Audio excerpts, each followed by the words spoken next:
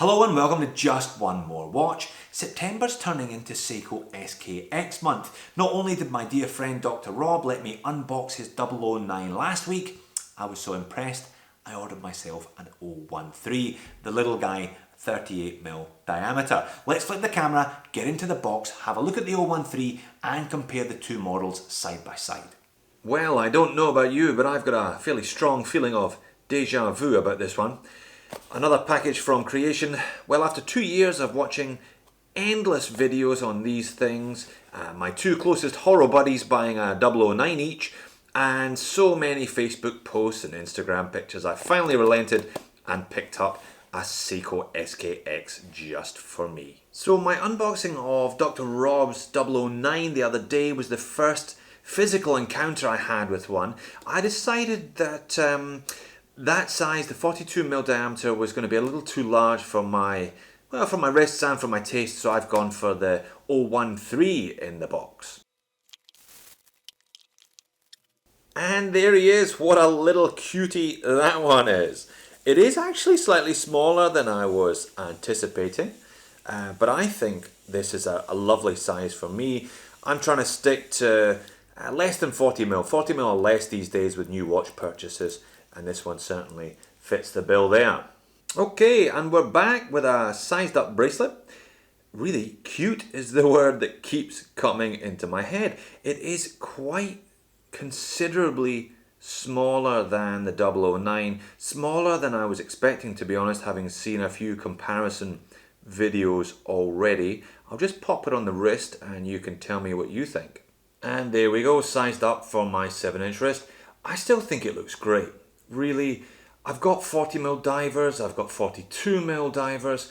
This gives me and my collection something a little bit different, and I think I'll get used to this slightly smaller size very, very quickly indeed. Now the bracelet isn't a complete rattler. Reminds me a lot actually of an old Omega Seamaster bracelet. I'll show you what I mean. This is the watch that I've had longest in my collection. It's an old vintage quartz Omega Seamaster. I think this one is 1981 or 1982. I've certainly had it since the early 1990s. Used to rock this one when I was at school thinking I was a baller. I was never a baller. Very similar look and feel to these two bracelets, which shows you that the Seiko is pioneering 1980s technology effectively with the rattly old Jubilee. But I used to wear this one lower down the wrist, used to let it flop around a bit, and I think that's the key to getting on well with one of these stock standard Jubilees. I may well swap this one out for a strap code in due course. So there it is next to its brother, the 009. Now, I think the camera is slightly deceptive. They don't look all that different when they're compared side by side, but I think there is a reasonable difference when you've got them on the wrist. I'll do a little comparison in just a second. So just under 38mm in diameter, 20mm lug widths. This one has 44 lug to lug and weighing in 114 on a bracelet that has been sized for my 7-inch wrist, 13mm thick. The 009, 42.5mm in diameter, 46 lug to lug, unsized at 144, but it certainly feels heavier. I suspect if it was sized for me, it would come in about 135, making a 20-gram difference. This one a little bit thicker as well at 13.5mm. Both watches obviously containing the same movement, the 7S26, stock standard entry-level Seiko fare here. No hacking, no hand winding, 21,600 vibrations per hour, roughly 40-hour power reserve, roughly -20 to +40 accuracy. This is a long-term keeper for me, so I'll come back with a proper movement report, etc. closer perhaps to Christmas time. Now, zoomed right in, side by side, you can see there are some differences with the hands. The second hand on the 009 here is an arrow with a loom pip at the back, whereas we've got quite different configuration on the 013. You can also see there it's a more pronounced arrowhead on the 09, whereas there's a little two-piece minute hand on the 013. Both watches obviously ISO certified 200 meter divers. So this is Rob's 009 on my 7-inch wrist, which is why I'm just holding it taut.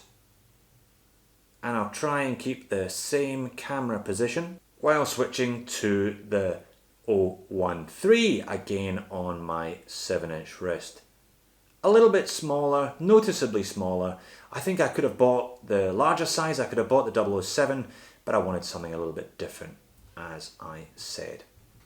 Now this one, Seiko's Hardlex Crystal, and it has the crazy proprietary LumiBright. I'll pop a lume shot up there. Please forgive the DSLR, but you get the idea.